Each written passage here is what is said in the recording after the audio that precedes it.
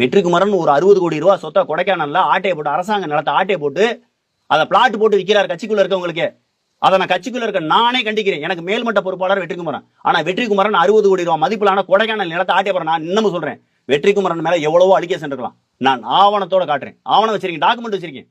வெற்றிக்குமரன் கொடைக்கானல்ல எத்தனை ஏக்கர் நிலங்களை அரசாங்க நிலத்தை அபகரிச்சிருக்காரு, போலி பட்டா எப்படி போட்டாரு அவர். அதாவது எடுத்த உடனே அதிமுக காரங்களோட எப்படி டையப்ல இருந்தார். அதிமுகவினுடைய அதாவது அதிமுகவில் இவரை எதிர்த்து போட்டியிட்ட ஒரு வேட்பாளர் இருக்காரு 2016 மத்திய தொகுதி, மதுரை மத்திய தொகுதியில ஜெயபால்னு சொல்லிட்டு ஒரு அதிமுக வேட்பாளர் வெற்றிக்குமரனை எதிர்த்து போட்டிடுறாரு. அந்த தேர்தலில் வெற்றிக்குமரனும் அதிமுக வேட்பாளர் ஜெயபாலும் ரொம்ப நண்பர்களா மாறிடுறாங்க. அதன் மூலமா தான் அவர் பேருக்கு கொடைக்கானல் இருக்கக்கூடிய ப்ராஜெக்ட்லாம் ஜெயபால் பேருக்கு போலி பட்டா மாத்துறாங்க. ஏன்னா அவர் ஆளுங்கட்சிக்கார், அவர் தோத்த வேட்பாளராக இருந்தாலும் அவர் அதிமுக ஆளுங்கட்சி வேட்பாளர். அதனால அந்த இன்ஃபுளுன்ஸை பயன்படுத்தி, அந்த அதிகாரத்தை பயன்படுத்தி ஜெயபால் பேர்ல பட்டா மாத்துறாங்க. ஜெயபால் பேர்ல இருக்கக்கூடிய பட்டாவை இறந்து போன கொடைக்கானல் வினோத் பேருக்கு மாத்துறாங்க. பவர் ஆஃப் அட்டானி, பொது அதிகாரம் கொடுக்குறாங்க.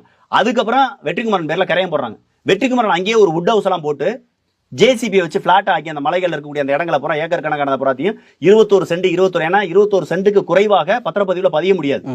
ஏன்னா அது விவசாய நிலங்களா இருக்கு. அப்ப என்ன காஸ்ட்லியான இடத்த பூராத்தையும் என்ன பண்றாங்க, 21 சென்டா பிரிச்சு பிளாட் போட்டு அந்த இடங்களை பூராத்தையுமே கட்சிக்குள்ள இருக்கவனுக்கே விற்கிறாங்க. இதை நான் கட்சிக்குள்ளே தட்டி கேட்டேன். அதுதான் வெற்றிக்குமரனுக்கு எனக்குமான ஏற்பட்ட பிரச்சனை காரணமே.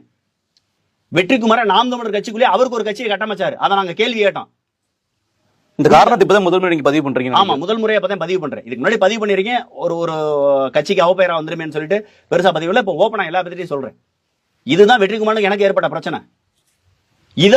இதை நேரடி அண்ணன் சொன்னாக்க அவர் கெட்ட பேர் ஆகும் சொல்லிட்டு ஒண்ணுக்கு ஆகாத பிரச்சனையெல்லாம் என்னை பத்தி தவறா சொல்றது. நான் என்ன சொல்றேன், சீமானனை வெற்றிக்குமரன் 1000 என்னை மேல குறை சொல்லட்டும். நான் கல்லூரியில படிக்கிற காலத்துல இருந்து, கோயம்புத்தூர்ல கல்லூரியில படிக்கிற காலத்துல இருந்து உங்களோட நான் இருக்கேன்.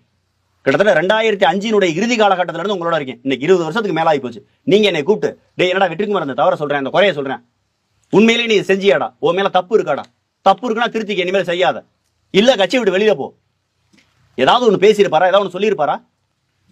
அந்த ஆடியோல சொல்றதே பொய். நான் ஒரு முறை கூட சீமானால் கண்டிக்கப்படவே கிடையாது. என்னை கூப்பிட்டு அவர் கண்டிச்சே கிடையாது. செந்தில்நாதன் சொல்றது தப்பு. என்னை கூப்பிட்டு அவர் கண்டிச்சவன் ஒன்னு சொல்ல சொல்லுங்க. எந்த இடத்துல அவர் என்னை கூப்பிட கிடையாது, கண்டிக்க கிடையாது. ஏன்னா என்னுடைய போராட்டமே அவருக்கு தெரியாது. உண்மை அதுதான். கல்குவாரில போராடுறங்கிறதே இங்க தொகுதி அளவுல, மாவட்ட அளவுல இங்க பேசி எல்லாமே முடிவு செய்யற வெற்றிக்குமரன் சொல்றோம். வெற்றிக்குமரன் நீங்க போராட்டம், இதெல்லாம் ஆரம்ப காலகட்டம். இந்த கல்குவாரி போராட்டம்ங்கிறது இப்ப ஆரம்பிச்சது கிடையாது. 2012-13 காலகட்டத்தில இருந்து கல்குவாரி போராட்டம் போய்கிட்டு இருக்கு. இன்னைக்கு நேற்று ஆரம்பிச்சது. அப்ப எல்லாம் வெற்றிக்குமரன் எனக்கு நல்ல பழக்கத்தில் இருந்தார். அதனால இடையூறு இல்லை. நாங்க போராட்டம் பண்ணோம். எல்லாமே நாங்க சீமானன்ட்ட அனுமதி வாங்கி போராட்டம் பண்ண வேண்டியதே கிடையாதுங்க. எல்லாமே முடிவு செஞ்சது வெற்றிக்குமரன் தான். வெற்றிக்குமரன் தான் அனுமதி வாங்கினா, வெற்றிக்குமரன் தான் அனுமதி கொடுத்தாரு. போராட்டம் பண்ணா, ஆர்ப்பாட்டம் பண்ணா, வெற்றிக்குமரனே வந்திருக்காரு. ஊர்வலம் போயிருக்கான், மாவட்ட ஆட்சியர் அலுவலகத்தை முற்றுகையிட்டிருக்கான், எல்லாமே செஞ்சிருக்கான். இதெல்லாம் பழைய காலத்தில் நடந்த போராட்டங்கள்.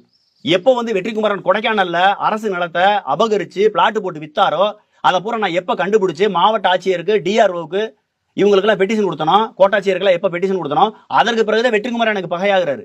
வெற்றிக்குமரன் பகையான உடனே என்னை இங்க இருக்கக்கூடிய எந்த நிகழ்வுலையும் தலையிட விட மாட்டாரு. எந்த ஆர்ப்பாட்டம், எந்த போராட்டம், எந்த கட்சி நிகழ்வுல என்னை கூப்பிட விட மாட்டாரு. என்னை முழுக்க புறக்கணிப்பாரு. இந்த புறக்கணிக்கும் போதும் இந்த கல்குவாரியோட போராட்டங்களுடைய எச்சங்கள் சின்ன சின்ன தொடர்ந்துகிட்டே இருக்கும். சின்ன சின்ன போராட்டங்கள் மிச்சம் இருக்கும். ஏதாவது ஒன்று அதை திரும்ப அவங்க மூவ் பண்ணுவாங்க, நாம அதுக்கு தடையா இருப்போம். இந்த மாதிரி விடயங்கள்லாம் ஒன்று சேர்ந்துதான் கடைசியா தாக்குதலுக்கு உள்ளானது. அதனால சீமானன் ஒரு முறை கூட எனக்கு கல்குவாரிக்கு போராட்டத்துக்கு அனுமதி அவருக்கு நானும் போய் அவர்கிட்ட கேட்டதும் இல்ல.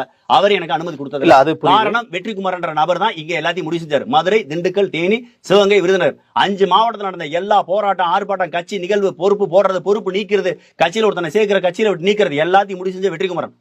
வெற்றிக்குமரனுக்கு சிவசங்கருக்கு எப்ப மனசாவாச்சோ அப்ப என்னை பத்தி தப்பா சொல்ல ஆரம்பிச்சு.